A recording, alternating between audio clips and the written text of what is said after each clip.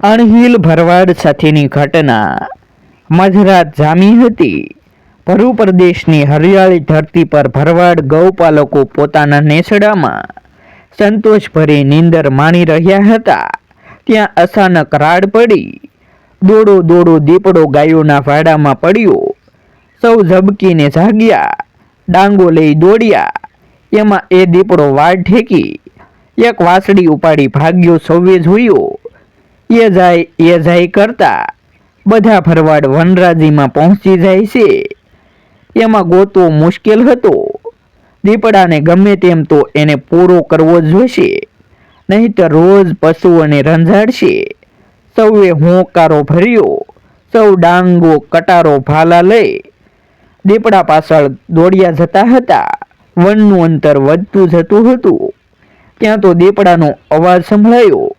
ઘેરો ઘૂંઘવાટ થયો ને દીપડો જમીન પર પટકાયો અને એનું મારણ વાસળી એક બાજુ પડી હતી. એલા, આ શું? આ કોનું પરાક્રમ? સૌ વિચારવા લાગ્યા, આ કાળને કોને માર્યો? પણ કોઈ દીપડાથી દૂર હતા. હિંમત કરી ઊંચી ડાંગે ભરવાડો દીપડા પાસે આવ્યા. હજુ એ પહોંચે ન પહોંચે ત્યાં તો એક જુવાન નીચે આવ્યો.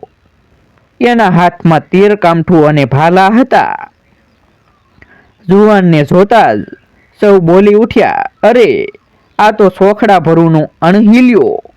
આ સાંભળતા જ સોખડો અણહિલ પાસે આવીને બોલ્યો, તે દીપડાને માર્યો બેટા? હા, આપણા વાડામાં વાસરું લઈને ભાગતો મેં જોયો. લોહી સાખેલને જીવતો જવા દઈએ તો લાડ્યું જરે અને પશુઓને રંજાડ કરે. એને પૂરો કરવો જ સારો.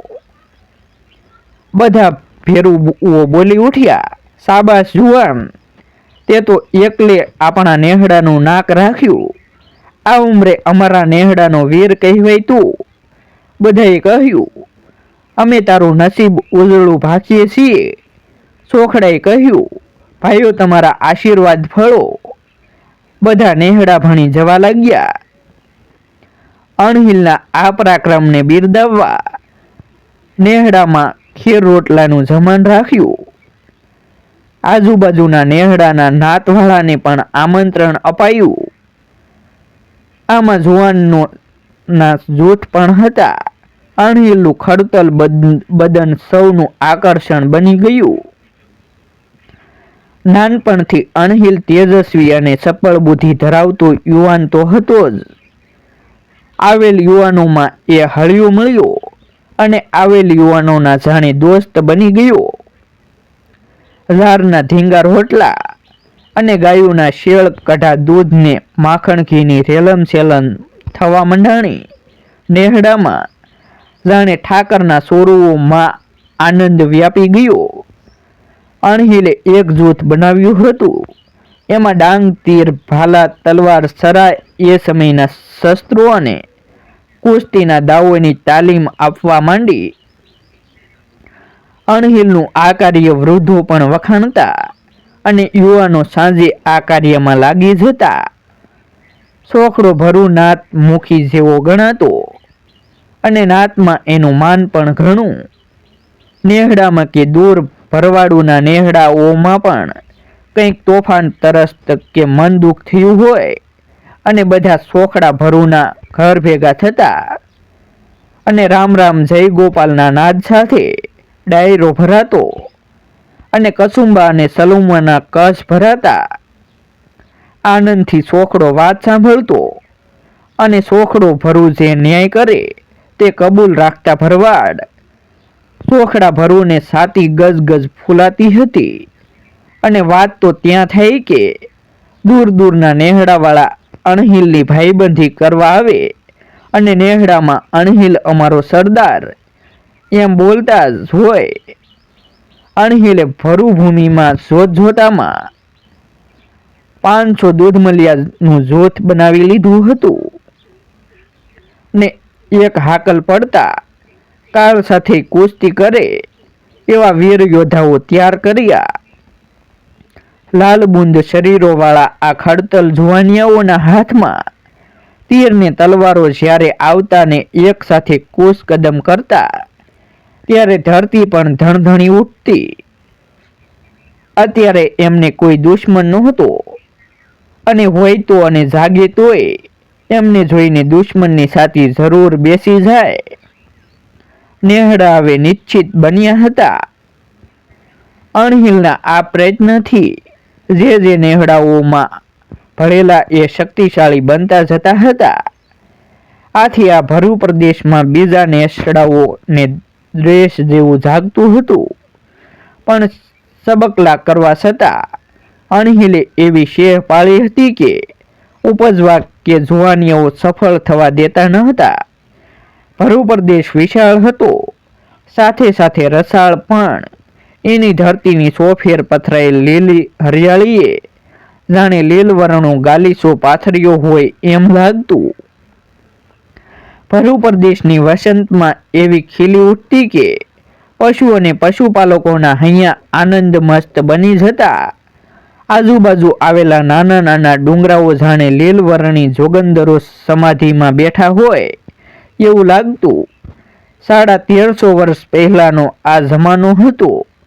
ભારત એક રાષ્ટ્ર ન હતું, પણ જેના બાવડામાં જેટલું બળ હોય એ એટલી નાની મોટી જમીન મેળવી ઠકરાતો સ્થાપતા અને રાજ્ય ચલાવતા. આ ભરૂ પ્રદેશ પર પશુપાલકો જ નેસ બાંધી રહેતા હતા. આમ ભરૂ પ્રદેશ ખૂબ રસાળ અને ઠાકરની દયાથી ખૂબ માંગ્યો મેહ વરસતો. કુદરતના 4 હાથ હતા ભરૂ પ્રદેશ પર. એક રાતનો સમય હતો. નેસડામાં શાંતિથી નીંદર ખેંચી રહ્યા હતા ને યુવાનો વાડાની ચોકી કરી રહ્યા હતા. એવામાં બાજુના નેસડાઓમાં વાર ચડી આવી હોય એમ ધ્રુબાંગ ધ્રુબાંગ ધ્રુબાંગ બોંગ્યો મંડાણો. આ અવાજ ચોકી કરતા યુવાનોના કાને અથડાયો. તેઓ ચમકી ઉઠ્યા. અરે કન્યા, શેનો અવાજ આવે છે? અરે ધના, આ તો બોંગ્યો ધુબુકતો હોય એમ લાગે છે. નક્કી આપણા જૂથના દૂર આવેલા નેહડા પર કોક વાર ચડી આવ્યું લાગે છે. જા જા ઝટ, સરદાર અણહિલને ખબર આપ. એ યુવાન આ હાકલ પડતા જ ચોખડા ભરૂના ઘર ભણે ગયો ને સાદ કર્યો. અરે અણહિલ, જાગે છે કે નહીં? આ સાંભળતા જ અણહિલ સફાળો બેઠો થઈ ગયો. કેમ કાનિયા, શું છે? આ શું વાગે છે? સાંભળો, કાનિયાએ કીધું. અણહિલે આંખો છોડીને કાન સરવો કર્યો. કાનિયા, આતો બૂંગ્યો. હું એ જ કહું છું. કાનિયો બોલ્યો. જલ્દી કર, બધા તૈયાર થઈ જાઓ. હું હમણાં જ રણશીંગું ફૂંકું છું. ઢોલીને કહે, બુંગિયાને તાલે તાલ દે. ઢોલીનો ઢોલ સાંભળતા જ યુવાનોના ટોળે ટોળા આવવા લાગ્યા. હાથમાં ડાંગો, ખભે તીર, કામઠાને કડે તલવારો, ભાલા ને ખંજરો ભેટમાં ખોસેલા હતા. અણહિલ સજ્જ થઈને આવી ગયો અને એ સૌથી મોખરે રહ્યોને બોલ્યો. દોસ્તો, આપણું પાણી બતાવવાનો સમય આવી ગયો છે. તમારી વીરતા અને મરદાઈની પરીક્ષા આજે થશે. પારોઠના પગલા ભરી રખે કોઈ મૂછનું પાણી ન લજવતા. યુવાનોનો નાદ આવ્યો. અરે વીર દોસ્ત, તે અમને સામી સાથીએ મરવાનું શીખવ્યું છે. પારોઠના પગલા ભરવાને બદલે મેદાનમાં મરી ખૂટવાનું અમે વધુ ઈચ્છીએ છીએ. શાબાશ દોસ્તો, હું તમારી સાથે છું. જીવશું તો સાથે જ, જીવશું ને મરશું તો સાથે. મરશું. એક કવિ સરસ લખ્યું છે કે સૌ સાથ લડશો, પછી રડશે કોણ કોઈને કારણે. હરખવા પ્રિયજન, ગાવો ગુણીજન, દાવ દુશ્મન થરથરે. આપણે જરૂર દુશ્મનોના દાવો ઊંધા પાડીશું. અણહિલ ગુચ્છાથી બોલ્યો. નેસડા જ્યાં હતા ત્યાંથી 20 થી 25 માઇલ દૂર એક ડકરાત આવેલ હતી. એ રજપૂત રાજા માનસિંહની આંખોમાં આવો ભરૂઓનો રસાળ પ્રદેશ કાયમ ખટક્યા કરતો. પોતાના રાજ્યમાં ભેળવી સમૃદ્ધ કરવા માંગતો હતો. પણ નેસડાના જોરાવર યુવાનો નડતર રૂપ હતા. એણે નેસના વૃદ્ધો સાથે પણ મંત્રણાઓ કરી હતી, પણ નેસડાના ભરવાડ ભોળવાય એમ નહોતા. આથી માનસી સૈન્ય દ્વારા ભરૂ વિસ્તાર સાંપટમાં લેવા ઈચ્છતો હતો. એ બહાનું મળી ગયું હતું. એક ભરૂ યુવાન એના રાજમાં દૂધ વેપાર અર્થે એના માણસોનો ઝઘડો થયો અને ભરૂએ એને ખૂબ ભટકાર્યો. પેલો માનસી ઠાકોર પાસે ફરિયાદે ગયો. ઠાકોરને બહાનું મળી ગયું. એણે સૈન્ય સાથે ભરૂ પ્રદેશ પર હુમલો કરવા કોશ આદરી અને એ પહેલા નેહડાઓને કીધું, કાં તો શરણે થાઓ કાં તો લડત કરો એવું કહેણ મોકલ્યું. આ સંદેશો મળતા જ ભરૂઓના નેહડાના મુખીએ મૂછે તાલ દેતા કહેવડાવ્યું, દરબાર તમારી જો હુકમી જવા દો. નેસડાઓની નજીક આવ્યા છો તો તમારી ખેર નથી. આ રાંડી રાણનું ખેતર ન માનતા મર્દો સાથેનો મામલો છે, સમજ્યા? તો થાઓ ત્યાર. માનભાઈએ એલાન આપ્યું. ત્યાર તો માએ જન્મ આપ્યો ત્યારથી છીએ. મુખી બોલ્યા, શીખવવું પડે એમ નથી દરબાર. મુખી જબરો હતો, કારણ કે એની પાછળ અણહિલનું જોર હતું. બુંગિયો વાગ્યો ને ઝપાઝપી જામી. એ નેહડાના જુવાનો ટક્કર લેતા હતા અને જુવાનોમાં જોશ જાગ્યો. અણહિલનો અવાજ આવતા જુવાનો વધુ જોશમાં આવી જતા. માનભાનને એમ કે આ વગડાના વાસીઓને સપટીમાં સોળી નાખશું ને ભરૂ પ્રદેશ આપણા રાજમાં ભેળવી દઈશું.